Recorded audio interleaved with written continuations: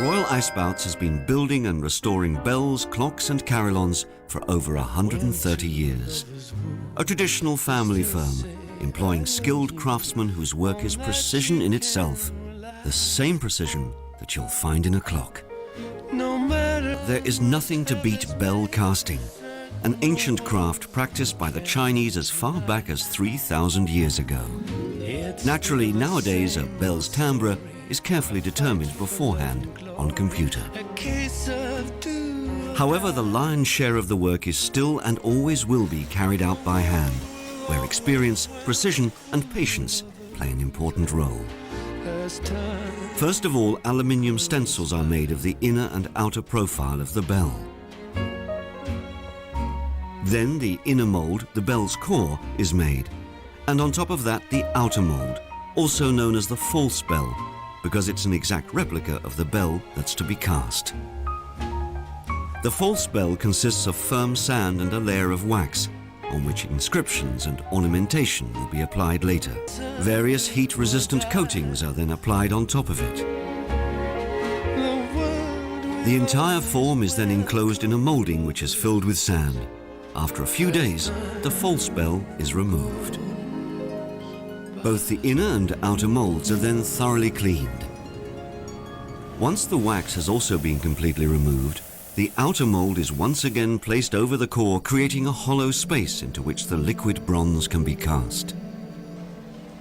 The oven is now heated up to the correct temperature, usually around 1100 degrees Celsius. It's not only the composition of the bell, usually 80% copper and 20% tin, that determines the sound of the bell. The way it is cast is equally important. The casting of the bell and its parts is not only quite spectacular to watch, but also the most important moment, because the bell will now take on its final shape. At one time, casting was accompanied by all sorts of rituals that were supposed to bring good luck, such as someone throwing a coin into the molten bronze. 那个一块硬币也是有点特别，是因为那是我们今年1、2月的时候过农历春节的时候，我们是从外交部每个同仁都有一份是由我们蔡总统跟赖副总统签名的一个小小的祝福。丢硬币的时候，我心里面想的就是希望台湾跟荷兰能够用这样的方式融入在一起，然后相信我们的友谊会更深厚。 Once the bell has cooled down, it is removed from the mold and cleaned. The final phase in the process is tuning, and here too the computer has become a very handy tool.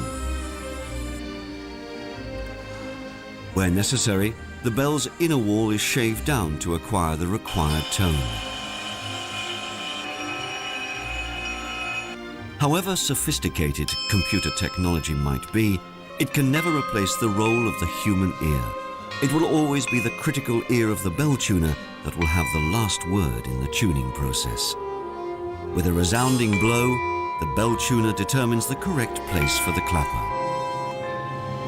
The bells are now ready to carry out the work that they were cast for, either announcing the time or adding that special sound with their peals to a special occasion. Royal Eijsbouts in Aston manufactures and restores bells, carillons, clocks, and many other types of timepieces for clients all over the world.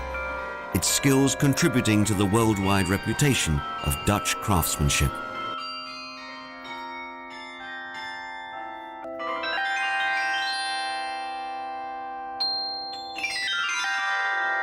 荷兰的本身的一个古老的一个工艺带到台湾去，然后从此我们去高雄港的人都可以有办法欣赏到一个我觉得非常特别的一个来自欧洲的古老的铃声。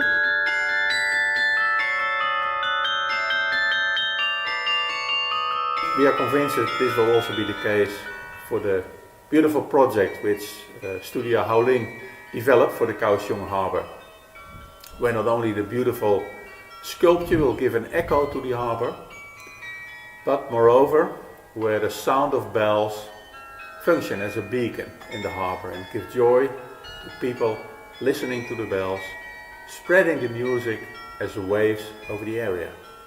Hope to meet you in better times, either in Taiwan or in the Netherlands, perhaps even when we will cast the bells.